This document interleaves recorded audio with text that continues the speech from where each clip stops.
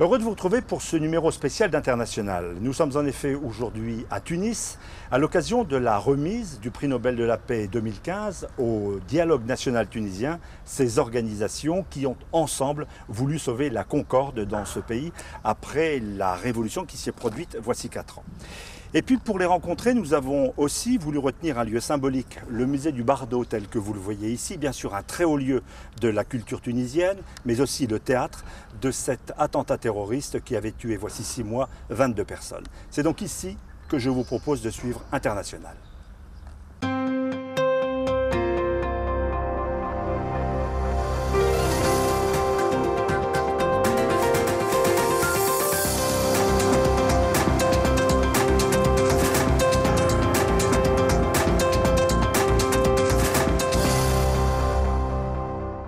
Voilà, je vous retrouve à présent à l'intérieur du musée du Bardo, l'ancien palais des bey de Tunis, érigé voici près de 8 siècles.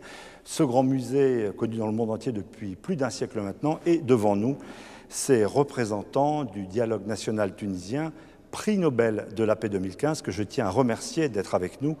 Nous avons beaucoup de questions à vous poser. Je vais vous présenter à nos auditeurs et téléspectateurs dans un instant. Beaucoup de questions à vous poser avec Sophie Malibaud de RFI et Charlotte Bozonnet du Monde. Avant cela, remontons le temps, si vous le voulez bien. C'est il y a près de 5 ans, avec cette immolation de ce jeune Tunisien qui allait donner en quelque sorte le coup d'envoi de la révolution et précipiter la chute de Ben Ali. C'est l'histoire d'une révolution qui aurait pu mal tourner. Juillet 2013, 2 ans après la chute du régime Ben Ali, la rue gronde à nouveau en Tunisie.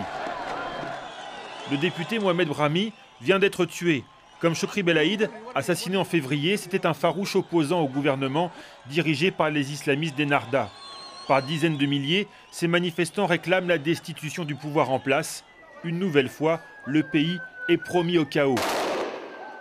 Mais un groupe d'hommes et de femmes refuse la fatalité. Membres de la Ligue des droits de l'homme, de l'Ordre des avocats, du syndicat UGTT ou du syndicat des patrons, ils s'improvisent médiateurs entre les différents partis, lancent un dialogue national et arrivent à imposer une feuille de route. Maintenant, le train de la sortie de crise a été mis sur les voies. Il arrivera en gare dans quelques mois, avec des élections transparentes qui aboutiront à la première démocratie du monde arabe. Le gouvernement d'Ali Larayed démissionne et laisse la place à un cabinet indépendant dirigé par Mehdi Djouma jusqu'à l'élection au suffrage universel de Beji Caïd Essebsi en décembre dernier. C'est le début de l'avenir. J'espère que nous serons tous ensemble. Le quartet a sauvé la transition démocratique, mais surtout, en imposant le dialogue, il a mis fin à la violence politique et permis le retour à une certaine paix sociale. Comparé aux voisins égyptiens et libyens, en proie à la répression ou à la guerre civile, la Tunisie est sans conteste le pays du printemps arabe qui s'en sort le mieux. Mais des obstacles subsistent, à commencer par la menace islamiste ravivée par les attentats du Bardo en mars et ceux de Sousse en juin. La nouvelle loi antiterroriste adoptée en réaction inquiète les défenseurs des droits de l'homme. Et au niveau politique, l'assemblage Nidatounès et Narda s'essouffle. Des voix s'élèvent pour critiquer l'immobilisme d'un pouvoir condamné au compromis. Elles réclament un gouvernement 100% politique, plus énergique. Comme si au moment même où il était célébré par l'obtention de ce prix Nobel de la paix, le mode de gouvernance prôné par le quartet commençait à montrer ses limites. Voici pour ce rappel des faits. On le voit, il s'est passé beaucoup de choses en 5 années ici en Tunisie et sans doute aussi, grâce à vous, ce pays a évité le pire. Alors je vais vous présenter nos invités. Tout d'abord, Mokhtar Trifi, vous êtes entre autres président d'honneur de la Ligue des droits de l'homme. Vous avez donc contribué à ce dialogue. À vos côtés se trouve Monia El Abed, qui représente ici l'Ordre des avocats, également un acteur tout à fait déterminant de ce dialogue.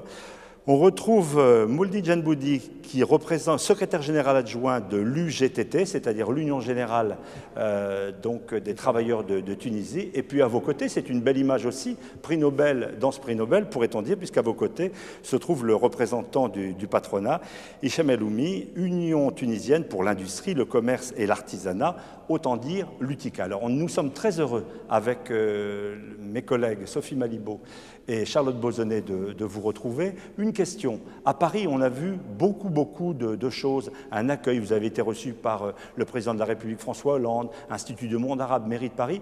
On a presque l'impression qu'ici, il ne s'est rien passé. Et que même lorsqu'on discute dans la rue, un certain nombre de Tunisiens ne savent même pas que vous avez le prix Nobel. Qu'est-ce que vous en pensez, Mokhtar Trifi? Justement, moi je trouve que les réceptions qui ont été faites à Paris auraient dû se faire à Tunis. C'est-à-dire que nous, Tunisiennes et Tunisiens, nous avons besoin de fêter un événement mondial, oui. Un événement extrêmement positif pour la Tunisie, pour l'image de la Tunisie. J'aurais bien voulu que toutes les autorités tunisiennes se mettent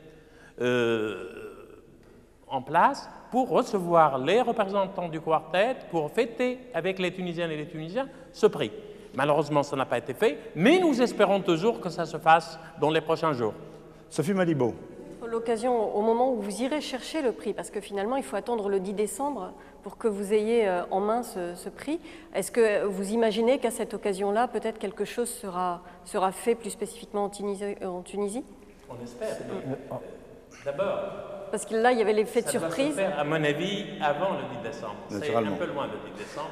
On a besoin de fêter ça immédiatement. Même question à Maître El Abed. Vous êtes aussi surpris par cette relative discrétion ici? Justement, j'allais dire que c'est l'effet de surprise. Hein. C'est évident que nous, en tant qu'ordre des avocats, on a appris le jour même. Donc, il y avait c'est un effet de surprise, c'est ce qui explique qu'il n'y avait pas réellement eu de mobilisation autour de cet événement, qui reste un événement historique pour nous. Et je pense que c'était la grande surprise qui a couronné justement 4 ans de labeur, 4 ans de lutte du peuple tunisien. Et à l'occasion, je voudrais féliciter le peuple tunisien qui nous a permis justement d'être, parce que si nous sommes ici, nous sommes le porte-parole d'un peuple qui était en quête de liberté, en quête de démocratie et en quête de pluralité. Et vous rendez également hommage aux femmes tunisiennes. Justement, les femmes tunisiennes étaient présentes depuis le 14 janvier et bien avant le 14 janvier. Donc, et surtout les femmes tunisiennes qui ont été porteuses surtout de dialogue. Hein. Il faut aussi le mentionner parce que les femmes ont été toujours contre la violence et contre la culture de la non-violence. Donc, les femmes tunisiennes sont présentes aujourd'hui. Elles ont contribué de manière intense et de manière importante et efficace pour la réussite de ce dialogue. On leur rend hommage. Charlotte Bozonnet, Le Monde, qui connaît bien, vous étiez ici pour Le Monde lorsque Ben Ali, vous connaissiez, en tout cas vous faites beaucoup de reportages ici. Une question, peut-être que si les Tunisiens n'ont pas forcément réagi, c'est qu'il y a une forme de déception. Au-delà du symbole, à quoi va servir ce prix Nobel pour la Tunisie ? Alors, oui, moi je pense que c'est d'abord une distinction d'envergure mondiale pour la Tunisie. Le choc était important, mais positif. Peut-être que les Tunisiens étaient trop habitués à des choses négatives. D'ailleurs, la veille de cette très bonne nouvelle, il y a eu une tentative d'assassinat d'un député de l'Assemblée des représentants du peuple. Donc on était en plein dans le négatif. Et là, c'était le choc. Et je pense, ce qu'il faut et ce qui est important, d'abord, fêter l'événement en Tunisie. C'est vrai que les Tunisiens étaient très déçus que ce qui s'est passé à l'Élysée ne s'était pas passé à Carthage. Donc ça, je crois qu'il faut le faire au plus vite. Le président de l'Assemblée des représentants du peuple, l'Assemblée nationale tunisienne, a annoncé le jour même de l'annonce du Nobel qui a été accordé au quartet et donc à la Tunisie, qu'il y aurait un événement pour fêter ce prix Nobel. Et ce qui est important, c'est cette fenêtre qui s'ouvre à la Tunisie à travers ce prix Nobel, qui est quand même un événement mondial très important. Il faut que les Tunisiens saisissent cette opportunité pour essayer de communiquer le plus, parce que là, on nous donne plein de possibilités de communiquer, et c'est important de saisir cette opportunité pour reconstruire l'image de la Tunisie qui, malheureusement, a été affectée par les événements, notamment de terrorisme, au Bardo ici même et à Sousse. Donc c'est une opportunité pour nous, Tunisiens. Moulid Gendouli, vous êtes secrétaire général adjoint de l'UGTT, l'Union générale des travailleurs de Tunisie. Même chose, il y a eu une adhésion syndicale avec les patrons, avec les avocats, avec l'Union des droits de l'homme. Ça n'a pas été complexe de jouer le jeu avec des gens, vous êtes côte à côte aujourd'hui, mais avec qui vous, j'allais dire, vous vous engueulez aussi de temps en temps dans les négociations sociales. Oui. De toute manière, c'est vrai, pour le même effet de surprise, nous étions, autant que j'étais surpris par cette bonne nouvelle. Naturellement, dès qu'on a eu l'information, on a constitué une petite équipe pour fêter vraiment cette bonne surprise, et en attendant de se réunir avec le quartet pour mieux faire des festivités pour ça. Pour la question de comment on se trouve avec l'UTK, parfois avec les patrons, on ne doit pas oublier que même pour la lutte contre le colonialisme, pour l'indépendance de la Tunisie, nous étions à côté aussi, l'UGTT et l'UTK, pour le combat de l'indépendance. Ce qui vous rassemble est plus fort que ce qui, en négociation, peut vous séparer. Effectivement, c'est l'intérêt de notre pays, ouais. Mais pour les négociations et pour tout ça, c'est un autre paire de manches. Le dialogue, votre initiative, finalement, elle date de 2013. Est-ce que, dorénavant, le fait d'avoir reçu ce prix, ça vous oblige à l'avenir vis-à-vis de l'extérieur et de l'intérieur ? Je pense que c'est une responsabilité. C'est un prix Nobel de la paix, donc nous devons nous unir, nous concerter, montrer que nous sommes dans la concorde et qu'on passe à la deuxième étape. Là, on a réussi la transition politique, maintenant nous devons réussir la transition économique et sociale. Et c'est le grand défi de la Tunisie. Reprendre les chemins de la croissance, créer des emplois, développer nos régions, parce que la révolution, une des raisons de la révolution, c'était la dignité, la liberté, mais également le travail et le développement des régions. Ça, effectivement, on parlera des données économiques, de la croissance qui est un peu en panne dans un moment dans l'émission. Ce qu'on voudrait peut-être aussi vous demander, deux avocats face à nous, pourquoi est-ce que ce qui a marché en Tunisie ne marche pas du tout ailleurs? Pourquoi est-ce qu'il y a des guerres civiles? Pourquoi est-ce qu'il y a des attentats, des migrations dramatiques qui s'opèrent? Et pourquoi est-ce que ce miracle ici en Tunisie, pourquoi est-ce que ce miracle n'est pas exportable? En fait, je pense que ce n'est pas un miracle, c'est un processus. Moi, j'y crois que les Tunisiens ont toujours cru dans le dialogue, c'est-à-dire que les forces vives, du moins, les forces vives démocratiques du pays ont toujours été dans cette approche-là. Ce qu'il faut rappeler, c'est que les négociations, le dialogue, le débat a été amorcé bien avant 2013, c'est-à-dire qu'il y avait des prémices, il y avait ceux qui nous ont précédés, il ne faut pas l'oublier aussi, nous sommes dans l'accumulation, ça aussi c'est très important pour nous, donc nous sommes aussi aujourd'hui présents tous les quatre, mais il faudrait revoir un peu l'historique de ce quartet, c'est-à-dire qu'il a commencé bien avant nous. Donc c'est une culture de dialogue, je crois, qui était importante pour la société civile. Et je voudrais juste revenir par rapport à votre question que je trouve très pertinente. À quoi ça va nous servir aujourd'hui un prix Nobel de la paix, alors que la Tunisie est encore dans un cheminement important et dans l'instabilité aussi. Il faut le reconnaître, parce que pour avancer, il faut dire les choses telles qu'elles sont. Nous sommes dans une instabilité, mais le fait d'avoir cette consécration de la communauté internationale, je crois que ça nous a donné un rebondissement. C'est-à-dire pour nous, en tous les cas, société civile, pour nous, en tant qu'institutions qui se sont impliquées dans ce dialogue, que j'estime que nous avons réussi relativement, mais que le chemin est encore lent, que le chemin est encore difficile, qu'il faudrait être vigilant, c'est symbolique.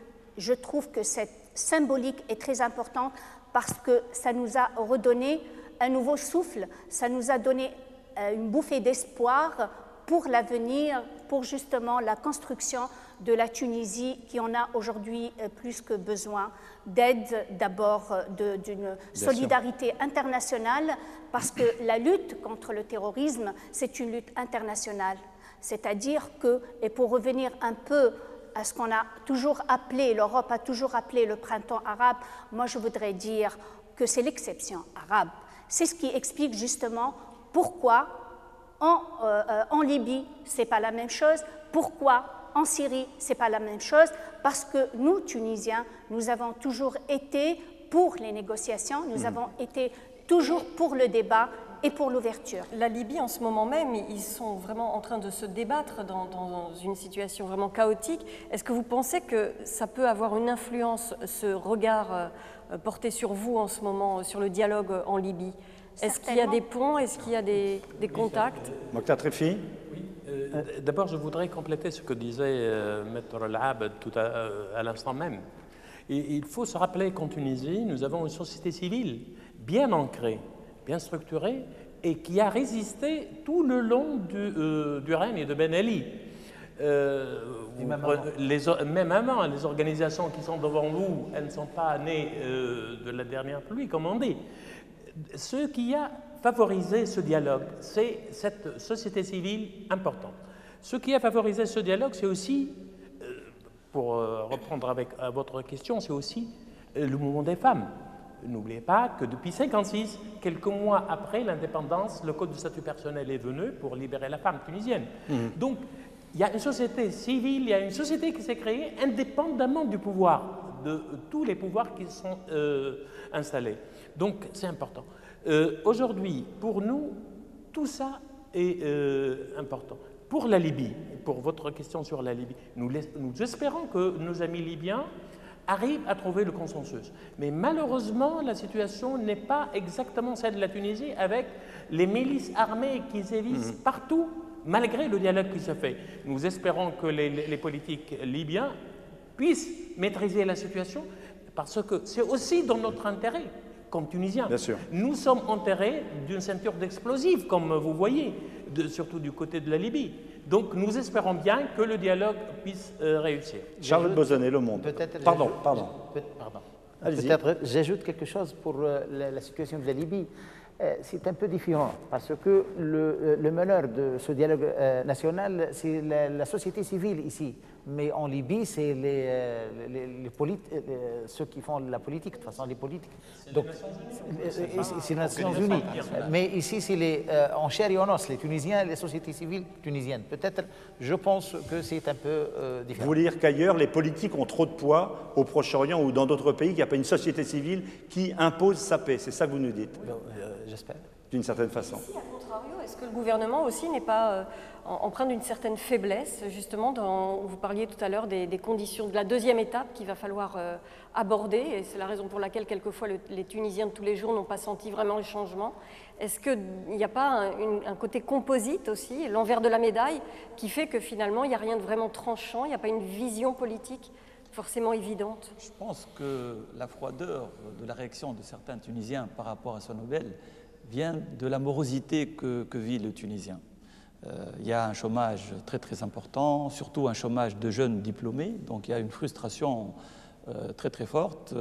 Il y a une croissance qui est proche de zéro. Il y a les Hicham Eloumi, je vous interromps pour vous dire que nous avons pris les taxis, discuté avec des Tunisiens. Certains nous disent même, au fond, c'était mieux avant sous Ben Ali, la vie était moins chère.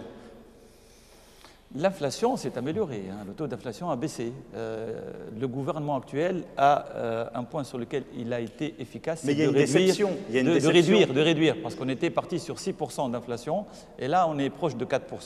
Donc il y a au niveau de l'inflation une amélioration, mais il y a quand même un problème réel de pouvoir d'achat, et il y a une crise au niveau, comme je l'ai dit, de la jeunesse qui sort des écoles. Il y a dans les plus de 200 000 chômeurs diplômés et plus de 15% de taux de chômage en général, atteignant 30% pour les jeunes.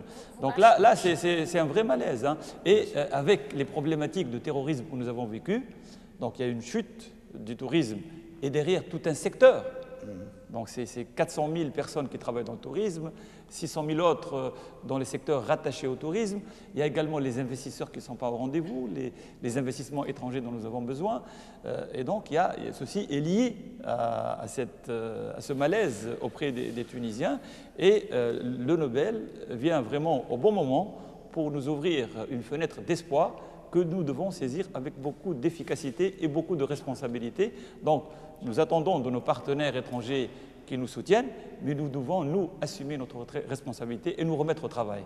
Alors, ce que je vous propose, c'est de nous retrouver dans 2 minutes sur les antennes de RFI, sur celles de TV5 Monde, le temps de faire un point de l'actualité, et nous avons encore beaucoup de questions à vous poser sur la situation de ce pays et sur ce beau prix Nobel que vous partagez. À tout de suite. Retour dans l'International, nous sommes toujours à Tunis, au musée du Bardo, avec le Dialogue national tunisien, le quartet qui vient d'obtenir le prix Nobel de la paix 2015. Nous sommes heureux de vous retrouver. On vient de voir dans l'actualité toujours une situation très heurtée, par exemple en Syrie avec l'interrogation sur l'avancée de Daesh. Première question de Charlotte Bozonnet. Selon les Nations Unies, il y a à peu près 5500 Tunisiens qui sont partis faire le djihad en Irak, en Syrie ou en Libye. Qu'est-ce qui a raté dans cette révolution pour qu'une partie des jeunes pense que c'est là-bas que se joue leur avenir? Monsieur Triffi, peut-être? Mokhtar Triffi. Oui, tout d'abord, il faut rappeler que le départ de Tunisiens vers les foyers de tension n'est pas venu avec la révolution. Même avant, il y avait pas mal de Tunisiens qui étaient en Afghanistan, qui étaient en Irak, qui étaient un peu partout là où il y avait des problèmes. Et ça continue. Le problème, c'est pas, on ne peut pas dire que c'est un ratage, mais c'est une radicalisation qui s'est vue progresser pendant les premières années de la Révolution, surtout avec le gouvernement de la Troïka. En plus, un certain nombre même de responsables politiques de l'époque organisaient et encourageaient des jeunes à aller combattre dans les foyers de tension, faire le djihad, puisque pour certains d'entre eux, c'était un devoir religieux. Ça, c'est important. Le deuxième élément important, c'est la situation sociale qui est prévalue tout le long du règne de Ben Ali, qui continue malheureusement à prévaloir dans certaines régions. C'est-à-dire que les jeunes n'ont pas d'espoir. Ou bien ils vont dans le djihad, ou bien ils se jettent à la mer pour aller en Europe. Vous voyez, par exemple, tout le monde se rappelle que tout juste après la Révolution, plusieurs milliers de Tunisiens sont partis pour Lampedusa et pour l'Italie.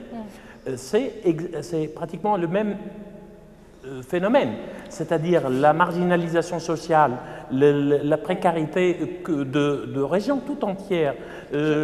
Tout ça, ça a favorisé ce truc-là. Et puis, dans la région entière, il y a une radicalisation religieuse qu'on remarque à partir du Yémen, de Syrie, d'Irak, au Maghreb, en Libye et tout ça. Pour s'attarder un instant sur la situation des jeunes, je souhaiterais vous interroger, Monsieur Djendoubi, du syndicat des travailleurs, justement. Comment vous expliquez ce problème de déshérence des jeunes et du manque d'emploi, notamment chez les diplômés aussi? Est-ce que, et peut-être vous aurez peut-être un petit débat entre vous, les employeurs, pourquoi on n'embauche pas en Tunisie? Quel est le problème de l'emploi? C'est l'administration qui bloque, qui est trop lourde, ou ce sont les employeurs qui sont trop... Quelle est la source du problème selon vous? Bon, je crois qu'il y a un problème de confiance au niveau des investisseurs, notamment étrangers, c'est ce que j'ai dit. Il y a eu aussi des problématiques de différentes sortes depuis la Révolution qui ont fait que des extensions d'activités à caractère économique n'ont pas été réalisées, que certains investisseurs se sont détournés de la Tunisie pour aller dans des pays comme le Maroc ou l'Europe de l'Est. Il y a également une contraction. Aujourd'hui, on constate une contraction du marché local à cause de la baisse du tourisme. donc du flux de touristes. Le tourisme est réellement en panne. On le voit ici dans ce beau musée qui a été frappé au cœur. On rappelle l'attentat, 22 morts. Il y a beaucoup moins de touristes actuellement dans votre pays. Donc l'industrie touristique, qui était primordiale, est en panne. Voilà, donc dans tous les secteurs qui travaillent pour le tourisme, notamment le secteur agroalimentaire, le secteur du transport, certains services, l'artisanat par exemple, est un secteur qui est employeur. Plus de 300 à 400 000 personnes travaillent dans ce secteur-là. Donc tout ceci fait qu'il y a ce problème de manque de création d'emplois. Et les entreprises ne peuvent pas créer d'emplois si elles n'ont pas de marché derrière. Si nous avons, et moi je représente bien sûr les entreprises privées, si nous avons une baisse d'activité, une perte de confiance dans nos clients par exemple, qui ne veulent plus venir pour négocier les marchés, parce que dans le textile, nous avons l'habitude de recevoir les donneurs d'ordre. Maintenant, ils rechignent à venir en Tunisie, et même s'ils viennent, ils rentrent dans la journée. Nous, on souhaiterait qu'ils viennent, ils restent une semaine et qu'ils puissent discuter calmement, faire des visites d'usines, passer des commandes et donc redonner de l'activité aux entreprises, ce qui va créer automatiquement des emplois. Monsieur Elhoumi, dans un pays comme l'Égypte, qui a aussi une menace sécuritaire extrêmement prononcée, il y a des gros contrats, il y a des foires commerciales qui permettent de redonner de l'emploi, même si là aussi, dans ce pays aussi, il y a des difficultés.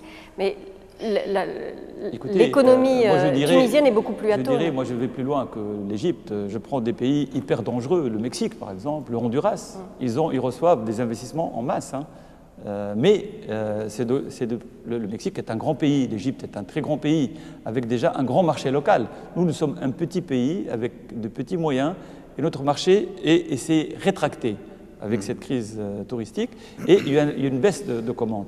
Donc, moi je dis que ce prix Nobel est une opportunité pour nous pour redorer notre image à l'international. Malheureusement, cette image a été impactée très négativement par l'attentat de Sousse. Et l'attentat de Sousse, ce n'est pas seulement l'attentat de Sousse, c'est un peu le manque d'efficacité des forces de l'ordre. Et ça, je le dis, sous ma responsabilité. Pendant 20 minutes, donc le terroriste a exécuté ce qu'il devait faire sans qu'il y ait intervention de l'ordre. Donc, il y a eu quelque part une perte de confiance dans le système sécuritaire tunisien, mais maintenant le gouvernement est en train de réagir de manière extrêmement efficace et la sécurité se rétablit de manière visible et très rapide. Également la sécurité dans les bâtiments publics, dans les hôtels, dans les entreprises. Et donc il y a un grand travail avec le soutien de nos amis et des pays étrangers, notamment la France, l'Allemagne, la Grande-Bretagne, les États-Unis, qui nous soutiennent pour renforcer la sécurité et donc pour rassurer nos partenaires étrangers, qu'ils soient touristes ou investisseurs. J'ajoute peut-être pour les jeunes, pour le problème du chômage. Naturellement, c'est un problème, à mon avis, aussi le modèle économique. Avant, le gouvernement, il y a des entreprises publiques qui embauchent plusieurs jeunes, mais maintenant, les gouvernements ont cédé de quelques entreprises publiques. Ça se répercute sur le chômage naturellement. Et il y a le démarrage de négociations pour un accord de libre-échange entre l'Europe et la Tunisie. Vous pensez que ça pourra aider, qu'une sorte de libéralisation de l'économie tunisienne peut-être pourrait... Qu'est-ce que vous en pensez? C'est un sujet vraiment très épineux qu'on doit le voir calmement pour voir les côtés positifs et les côtés négatifs aussi, surtout l'agriculture. Je voudrais intervenir sur ce côté-là. Oui. Je voudrais intervenir sur ce côté-là parce que c'est un côté qui touche directement l'entreprise. Moi, je pense que l'ALECA, donc l'accord de libre-échange complet et avancé, est une opportunité très importante pour la Tunisie, parce qu'il nous permet de nous aligner sur les standards internationaux et de nous positionner sur le plan international. Ça, c'est un point très important. Par contre, il y a des risques importants pour le secteur de l'agriculture et pour le secteur des services. Donc, il est nécessaire de faire ce qu'on appelle la mise à niveau de ces secteurs-là, avant d'ouvrir et de les mettre en concurrence avec des entreprises, avec des organisations beaucoup plus efficaces et qui ont même des subventions de leur pays. Il faut absolument remettre à niveau. Ceci a été fait pour l'industrie, avec succès.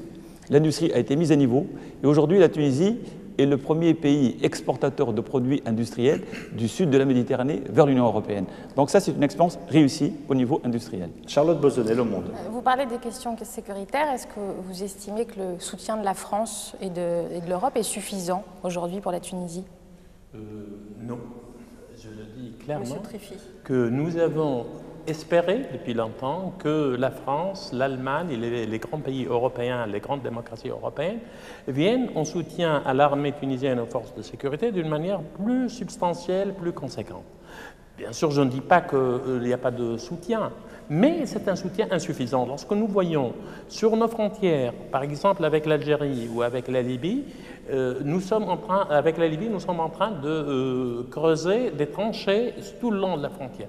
Nous avons besoin d'un système électronique de surveillance efficace pour compléter ça. Bien sûr, nous espérons. Nous avons besoin d'hélicoptères, nous avons besoin de matériel de pointe pour lutter, et surtout du matériel électronique pour lutter. Nous l'attendons, ce matériel. Ça a été promis à plusieurs reprises. On l'a entendu sur les radios et les télévisions, mais ce n'est pas suffisant. C'est pour ça que nous disons que pour que la démocratie qui vient d'être primée, la démocratie tunisienne qui vient d'être primée, puisse continuer, puisse prospérer et puisse donner l'exemple pour les pays voisins. Il faut que nous soyons aidés pour que le terrorisme n'ait pas le dernier mot. Parce que c'est ce modèle démocratique qui est visé. Les terroristes, vous comprenez bien, vous le savez, tout le monde le sait, c'est un autre modèle de pensée. C'est un modèle totalement contraire à celui que nous sommes en train de fêter aujourd'hui. Donc les pays démocratiques sont appelés, bien sûr, à soutenir cette démocratie naissante, d'autant plus que sur le plan, comme le disaient les amis tout à l'heure, sur le plan économique, il y a beaucoup de choses à faire. Le terrorisme influe largement sur notre situation économique et sociale. Et bien sûr, les gens, surtout les jeunes, commencent à désespérer de la démocratie parce qu'ils ne voient pas les dividendes. Bien sûr. Alors, est-ce qu'il n'y a pas, Monia El Abed, encore une fois, un envers de la médaille, c'est-à-dire que si on met l'accent à ce point-là sur le sécuritaire, le tout sécuritaire, on ne risque pas d'arriver à d'autres types de dérives liberticides? Oui, tout à fait. Je pense aussi que c'est un problème d'équilibre aussi. Nous vivons une crise sécuritaire, c'est certain, personne ne peut le nier. Nous vivons aussi une crise sociale et une crise économique aiguë. Donc, s'il y a eu révolution, c'est parce qu'il y a eu chômage. Il ne faut pas oublier aussi le processus qui a mené au 14 janvier. Il y a eu le procès de Gafsa de 2008. Justement, quand on parle de la jeunesse tunisienne, cette jeunesse qui était malmenée, c'est une jeunesse qui est déchirée. Donc, il y a de l'imbrication, il y a aussi ce projet intégriste international qui a joué un rôle très très important au niveau de notre jeunesse, et c'est ça aussi le paradoxe, parce que le paradoxe de la jeunesse tunisienne aussi, c'est que ces jeunes-là ont été présents le 14 janvier, ces jeunes-là sont toujours présents, ils sont en train de mener leur lutte à leur manière, donc c'est à nous aussi aujourd'hui d'avoir une bonne écoute et d'avoir aussi une vision claire sur la situation d'avenir. Ce prix-là a été pour nous quelque chose de une consécration internationale, mais on doit aussi doubler d'efforts. Nous devons doubler d'efforts par rapport à la société civile et surtout par rapport au pouvoir politique en place. Donc notre rôle à nous, c'est de faire cette pression par rapport à nos dirigeants, d'avoir une vision globale, d'avoir une clairvoyance sur le plan social, économique et sécuritaire. Je crois que c'est une question d'équilibre. Il ne faut pas favoriser le sécuritaire par rapport à l'économique et par rapport au social. C'est un tout. Donc le pays est en construction. C'est très facile de détruire, mais c'est très difficile de construire. Nous sommes dans une transition. 3 ans, on peut dire que pour nous c'était lent. Vous pensez que les choses sont la progression tout de même est irréversible, qu'on ne risque pas un retour à l'ordre ancien par moment, une volonté de tout surveiller? On parle d'une remontée de ce qu'on appelle l'état profond, la surveillance, les écoutes, les indiques dans la rue, ces choses-là. C'est fini? Et nous sommes vigilants, nous allons le rester. moi je suis de la Ligue tunisienne de défense des droits de l'homme, nous avons toujours veillé à ce que la lutte contre le terrorisme, par exemple, se fasse dans le cadre du respect absolu des règles des droits humains. C'est pour ça que la Constitution tunisienne est venue, heureusement, pour consacrer les droits et libertés. C'est pour ça que la société civile, pas seulement la Ligue, toute la société civile, veille actuellement, par exemple, à ce que la loi antiterroriste qui vient d'être votée par l'Assemblée nationale ne soit pas utilisée d'une manière liberticide. C'est pour ça que la vigilance est toujours de mise. Alors, autre question, peut-être aux partenaires sociaux, membres donc de ce dialogue national. On dit que parmi les choses qui n'ont pas changé, qui même ont empiré, les observatoires le montrent, c'est la corruption qui reste endémique, qui reste extrêmement forte et qui pénalise au fond la confiance des Tunisiens dans leur système politique et économique. Pourquoi est-ce que ça reste aussi fort ? Je pense que c'est une réalité, et c'est une réalité aussi dans des pays du sud de la Méditerranée. Elle existe, elle est profondément ancrée. Il y a peut-être un problème de pouvoir d'achat, un problème de vouloir vivre mieux et vivre au-dessus de ses moyens. Et malheureusement, la conséquence, c'est cette corruption. Mais il faut quand même une mobilisation nationale, sérieuse et rigoureuse pour lutter contre cette corruption qui a plusieurs formes. Il y a la petite corruption et puis il y a aussi la grande corruption liée au marché public et au marché de toutes sortes. Donc là, il y a un travail. C'est un phénomène qui existe dans le monde entier, mais qui malheureusement est très présent dans nos pays. Et qui effectivement, peut-être le prix Nobel, ça nous motive davantage pour mieux être vigilant pour ces phénomènes, entre autres la corruption. Et par exemple, le projet de loi sur la réconciliation économique qui prévoit une amnistie pour les hommes d'affaires qui avaient été coupables de corruption sous Ben Ali, c'est quelque chose qui peut améliorer la situation économique du pays ou est-ce que ce n'est pas un signal d'impunité ? Je pense que ce projet de loi a été manipulé pour dire qu'il a été fait dans le but de faire échapper certains responsables de corruption, dont des hommes d'affaires, de la sanction. Nous, en tant que représentants du patronat, nous disons que personne ne doit échapper aux sanctions.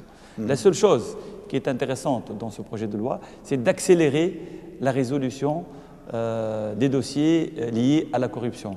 Parce que depuis la Révolution, on parle de ces problématiques de corruption, de chefs d'entreprise interdits de voyage, et finalement, rien n'est tranché. Et vous avez des entreprises et des activités économiques qui sont bloquées parce que la décision n'a pas été prise. Donc tout ce qui peut accélérer les prises de décision sans échapper à la sanction.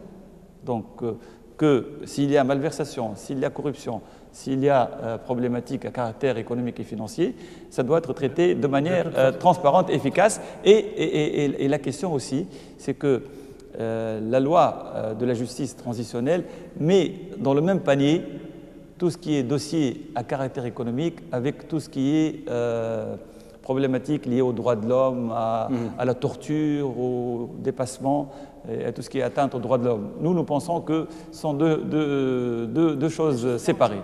Donc les dossiers économiques, c'est une chose, les droits de l'homme, la torture, toutes ces questions-là, ça doit être traité à part. Charles Besonnet. Je voudrais dire un petit mot là-dessus, parce que nous avons des... Notamment sur la torture, vous êtes membre de l'association de lutte contre la torture. Oui, je suis membre de l'exécutif de l'OMCT, l'Organisation mondiale contre la torture. Or, elle continue dans votre pays, la torture. Oui, justement, la torture continue.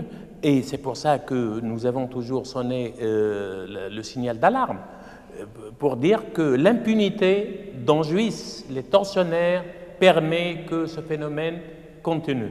Nous avons instauré en Tunisie une loi pour un mécanisme national de prévention de la torture, mais le mécanisme lui-même n'a pas été installé 2 années après le vote de la loi. Mais je voudrais revenir en une seule phrase sur la loi de la réconciliation économique. Moi, je crois que ça donne un signal fort à la corruption. Pourquoi? Parce que, à tort ou à raison, mais je crois à raison, les gens ont compris que cette loi veut amnistier les corrompus, veut amnistier ceux qui ont mis la main dans le sac, comme on dit, pour puiser dans les fonds publics, etc. Donc, cette loi, elle doit être retirer, c'est la demande pratiquement de toute la société civile, des partis politiques, les grands partis politiques, des organisations nationales, comme le GTT, oui. Tout le monde demande à ce que cette loi soit retirée. Ouais. Au moins qu'elle soit rediscutée, redéfinie, modifiée sur un grand nombre de questions. Je voudrais juste rappeler une chose, c'est par rapport à tout ce qui touche à la corruption.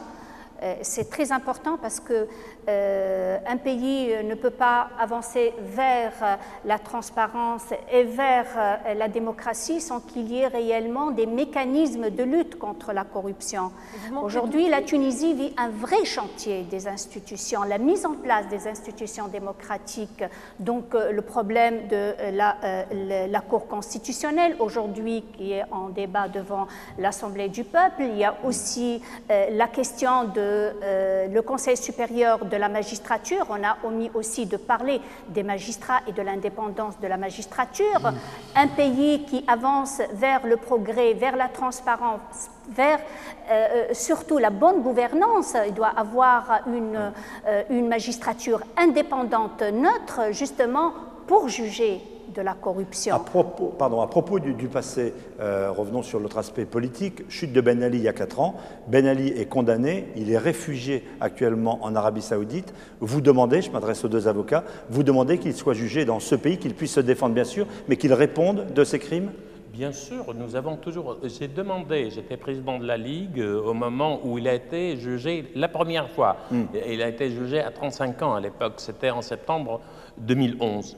À ce que Ben Ali puisse revenir, être jugé devant la justice tunisienne indépendante et qu'il lui soit accordé toutes les garanties d'un procès équitable. Mais il ne sera jamais extradé. Justement, c'est parce que, moi je le dis, le gouvernement tunisien ne fait pas grand-chose pour qu'il le soit. On ne demande pas aux Saoudiens, on n'exige pas que Ben Ali soit extradé pour qu'il soit jugé dans son pays, devant une justice que nous voulons indépendante pour Ben Ali ou pour tout le monde. Et le Nobel peut vous aider à être entendu par l'Arabie Saoudite? Ça m'étonnerait parce que malheureusement pour nos amis saoudiens, le prix Nobel ne vaut pas grand-chose. Lorsque je vois qu'un jeune saoudien de 17 ans est condamné à mort, il risque d'être exécuté d'un moment à l'autre, je me dis que le prix Nobel pour la démocratie, pour la paix, ça ne vaut pas grand-chose pour ces gens-là. D'ailleurs, de votre antenne, je voudrais appeler tous les démocrates au monde, y compris en France, de dire aux Saoudiens de gracier immédiatement ce jeune de 17 ans. On entend votre appel. On parlait de la corruption de haut niveau, de très haut niveau, mais il y a aussi tout ce qu'on appelle l'économie souterraine. Et le phénomène est d'une telle ampleur qu'on parle de 50% de l'économie qui se déroule comme ça, donc en parallèle, et donc il ne rentre pas d'imposition, pas de taxes, etc. Mais que ferait-on pour les gens qu'on priverait de ces ressources? Est-ce que le pays est en mesure de remplir ses objectifs de diminution de l'économie souterraine? C'est un grave problème. L'économie informelle et l'économie parallèle est un très grand problème parce qu'il met en difficulté le secteur organisé, parce que ça crée une concurrence déloyale. Hein. Il ne paie pas les taxes, il ne paie pas les impôts, il ne paie pas les droits de douane, donc automatiquement ça crée une concurrence très déloyale et met encore plus en difficulté les entreprises et les investissements et l'emploi, etc.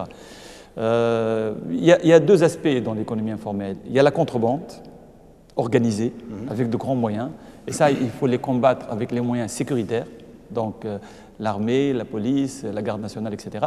Et il y a le commerce informel courant, celui qui a une petite une brouette où il a Boisizi, c'était ça, hein, c'était de l'économie informelle. Donc cela, il faut les aider à intégrer le secteur organisé. Donc en facilitant un petit peu les procédures, parce que souvent on va dans l'informel parce que l'administration est très compliquée et très tatillonne et il faut 50 autorisations pour organiser son activité.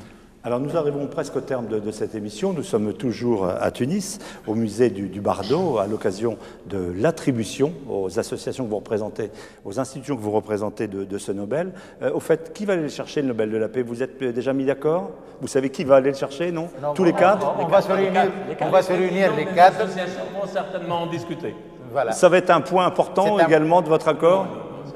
Ça ne va pas briser votre harmonie? Non, pas du tout. Certainement pas. Certainement. Nous irons les 4. Puisque Après, il y a on verra un le côté pratique. Les 4 seront là Ouais. et le côté pratique sera organisé en concertation. En concertation, naturellement. Et l'argent, vous allez en faire quoi? L'argent du prix? L'argent du prix, vous allez en faire quoi? On pense... 800 Moi, je 000 pense euros. C'est une autre question. aux œuvres sociales. Moi, je pense aux œuvres sociales. La dernière question à laquelle nous avons pensé.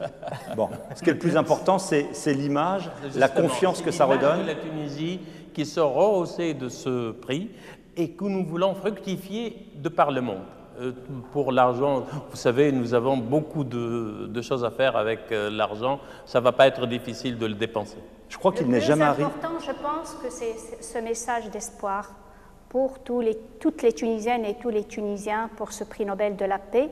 C'est pas peu, mais c'est pour doubler nos efforts pour la construction de la Tunisie, une Tunisie que nous voulons démocratique, libre et bien sûr pour la jeunesse tunisienne et surtout pour en finir, je ne peux pas ne pas le dire, pour la femme tunisienne qui a été présente, qui est toujours présente et qui a contribué justement à un dialogue efficace. Et ce dialogue que nous représentons aujourd'hui, c'est grâce aux femmes qui ont lutté dans l'ombre. Et ça, je tiens à le dire. Eh bien, merci pour cette très belle conclusion. Je vous rappelle que nous étions à Tunis à l'occasion de la remise du prix Nobel de la paix 2015 au dialogue national tunisien. Merci d'avoir été avec nous. Nous espérons avec vous l'exemplarité peut-être contagieuse, en effet, de ce qui se passe ici en Tunisie. Merci au ministère de la Culture de Tunisie et à la direction de ce musée qui a bien voulu exceptionnellement nous accueillir ici pour que ce symbole également d'un tourisme, d'un musée, d'un accueil qui est en train de se construire, de se reconstruire, permettre aux touristes de revenir et de contribuer donc à ce réveil, à ce dynamisme de la Tunisie. Merci à vous de nous avoir suivis sur les antennes de RFI, de TV5 Monde et bien sûr à la lecture du Monde. Et on se retrouve la semaine prochaine dans probablement le studio de Paris pour un autre numéro d'International.